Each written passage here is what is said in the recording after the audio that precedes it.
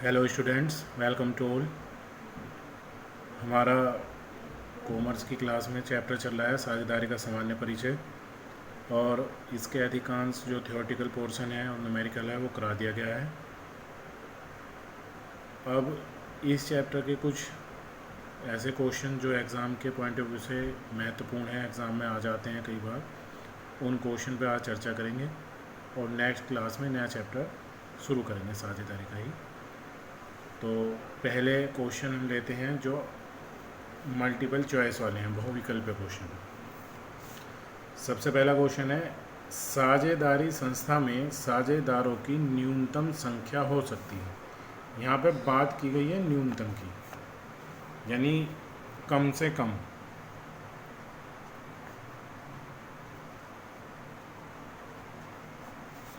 न्यूनतम का मतलब हुआ कि कम से कम कितने साझेदार साझेदारी संस्था में साझेदार के रूप में शामिल हो सकते हैं।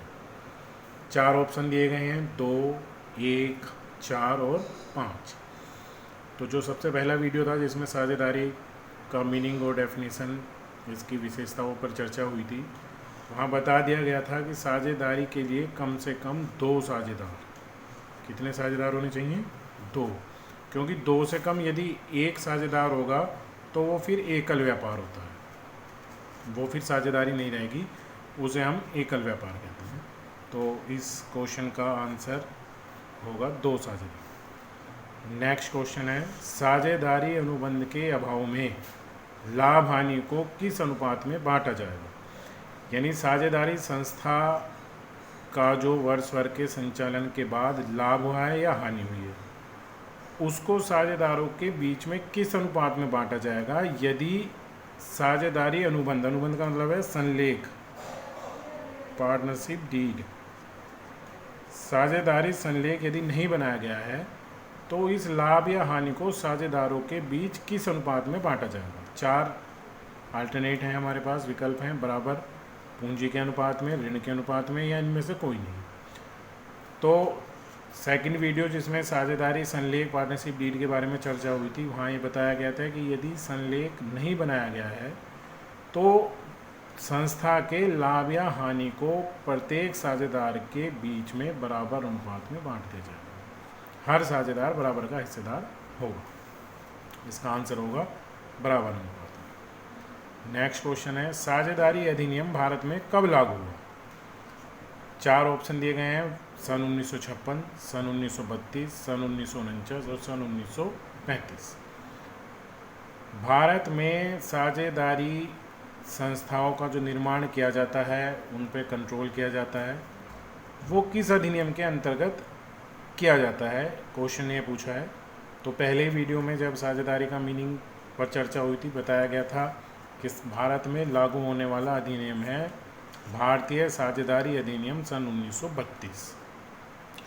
बाकी जो डेट्स हैं, जैसे सन 1956 है, इसमें पहले कंपनी एक्ट लागू हुआ था, अब तो कंपनी एक्ट 2013 लागू है।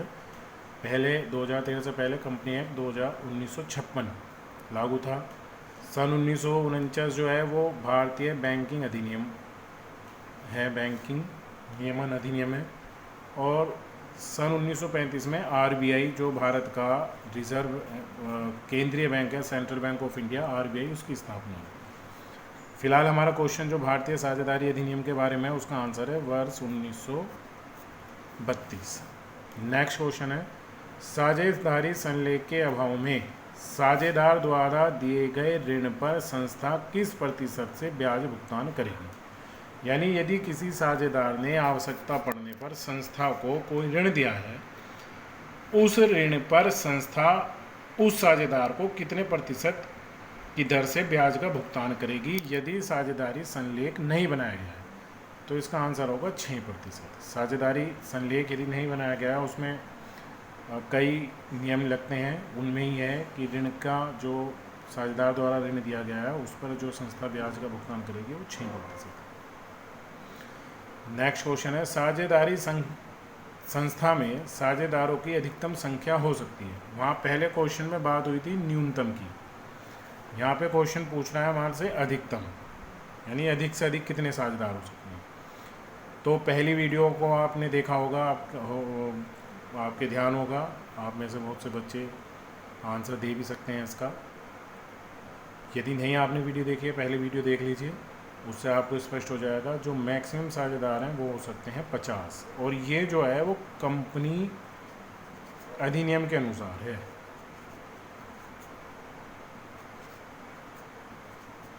क्योंकि पार्टनरशिप एक्ट 1932 जो है उसमें कहीं भी इस संख्या के बारे में नहीं बताया गया है।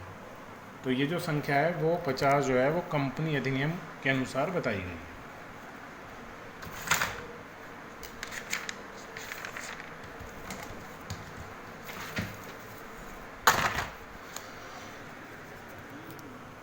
कुछ निश्चित उत्तरीय क्वेश्चन है जिनका एक वर्ड में आंसर देना है।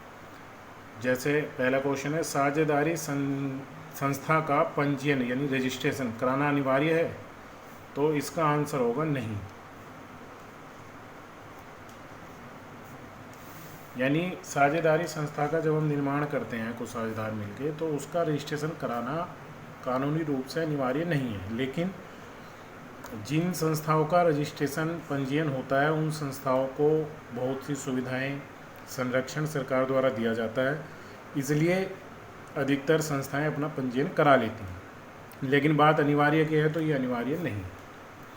नेक्स्ट क्वेश्चन है, एक अवयस्क यानी नाबालिग, जो अभी वयस्क ना हुआ, 18 साल का ना हुआ हो, एक अवयस्क साझेदार संस्था के लाभ में हिस्सा प्राप्त कर सकता है? तो एक अवयस्क साझेदार यदि बाकी सब साझेदार सहमत हैं, उसे साझेदार के रूप में संस्था में शामिल भी किया जा सकता है, और वो साझेदार संस्था के लाभ में हिस्सा प्राप्त करने का अधिकारी है। यानी इसका आंसर होगा हाँ।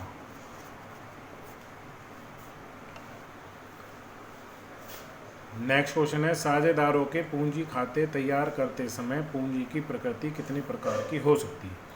कल जो वीडियो डाली गई थी आपने देख ली होगी, और आप में से बहुत से बच्चे इसका आंसर एकदम से दे सकते हैं। नहीं देखे हैं जिन्होंने वो देख लें।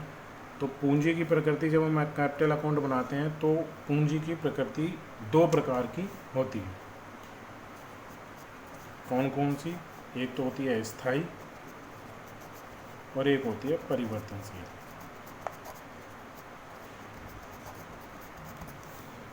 दो प्रकार की प्रकृति होती है, एक जब पूंजी को हमने फिक्स्ड माना हो, स्थायी माना हो, और एक जब परिवर्तनशील माना हो।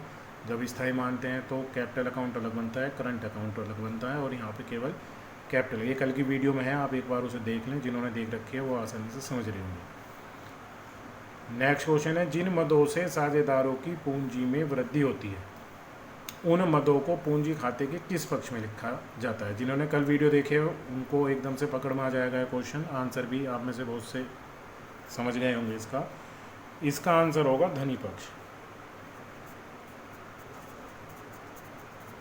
यानी क्रेडिट साइड। जिन मदों से साझेदार की पूंजी में वृद्धि होती है वो धनी पक्ष में आती हैं, जिन मदों से साझेदार की पूंजी में कमी होती है वो उसके ऋणी पक्ष में आती है। कुछ अतिलघु क्वेश्चन है जो आप जितना अब तक बताया गया उनमें से ही हैं। आप इनके आंसर आपने यदि प्रॉपर अपना आंसर बुक में लिख रहे हैं, नोटबुक तैयार की हुई है तो दोबारा लिखने की ज़रूरत नहीं है, लेकिन जिन्होंने नहीं बनाई है वो एक बार लिख लें। साझेदारी की परिभाषा सबसे पहली वीडियो है जिसमें इसका मीनिंग, डेफिनेशन, कैरेक्टरिस्टिक्स बताई गई थी, उसमें इसकी परिभाषा हिंदी इंग्लिश दोनों में बताई गई है।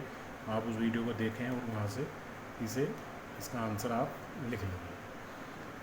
साझेदारी संलेख से आप क्या समझते हैं? जो सेकंड वीडियो है पार्टनरशिप डीड के बारे में ही बनाया गया था, उसमें इसका अर्थ, इसमें किन किन बातों का उल्लेख होता है, साझेदारी संलेख यदि नहीं है तो कौन से नियम लागू होंगे। आप में से बहुत से बच्चों ने बुक बना रखी है, समीर ने मुझे चेक भी कराई थी, उसने दिखाई थी अपनी प्रॉपर रजिस्टर में उन्होंने नोट किया हुआ है। आप में से बहुत से बच्चों ने किया होगा, जिन्होंने नहीं किया है वो कर लें, तो सेकंड वीडियो से ये मिल जाएगा आपको।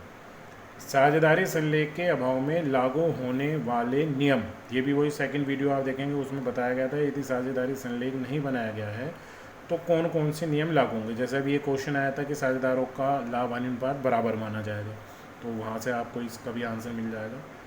नेक्स्ट है साझेदारी की विशेषताओं को बताइए।